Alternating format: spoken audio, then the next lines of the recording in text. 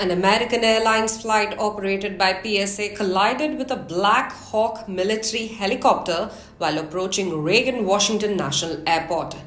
The plane, en route from Wichita, Kansas, was carrying 60 passengers and 4 crew members, while the helicopter had 3 soldiers on board with no senior Army officials. Following the crash, all takeoffs and landings at the airport were halted. Emergency responders, including firefighters and law enforcement, conducted rescue operations in the Potomac River. US President Donald Trump called it a terrible accident, and Senator Cruz confirmed fatalities, though official details are pending.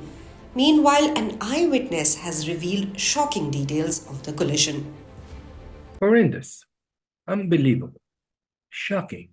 Just to think about a plane crash in the DC area, a very busy area in terms of aviation. We have 3 major airports in this area: DCA, Dallas Airport, Baltimore Airport. They're all within 40 minutes drive of each other.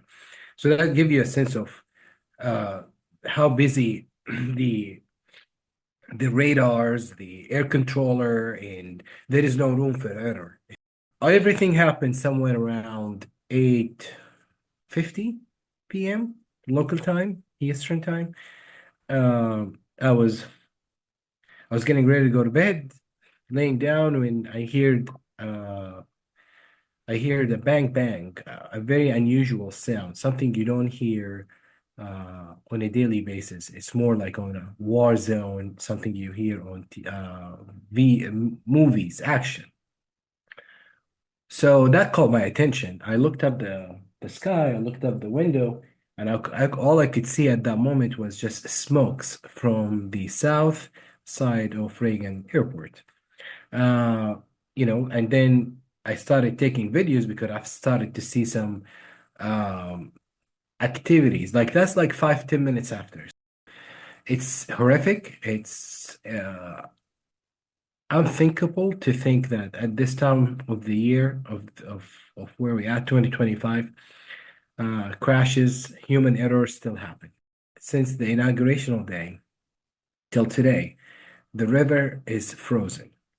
Part of the river is totally frozen. So that give you an idea how challenging is for all of the guys and the men that are working on the site right now, whether they're divers, boaters, and so forth, because we're talking about maneuvering through ice to get to the crash scene. The water temperature is 39 degrees. We're talking about hypothermia. It is absolutely cold. We're talking about a minute before you get hypothermia. So it's inevitable. It's going to happen.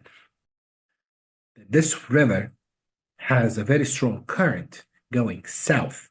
So 4 hours since the plane crash, we're talking about 60 people recovery mission. Some of them, 100%, their bodies that remain have floated down the river.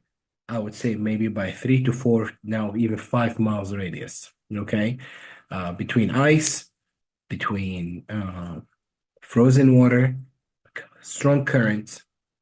It's very challenging mission at the moment. We still believe in the FAA. We still believe in our pilots. We still believe in the airliners to take us from point A to point Z. But just to think what this helicopter were doing at the same airfield or the same area for the commercial flight, this needs to be investigated. I'm aware that there's an investigation underway.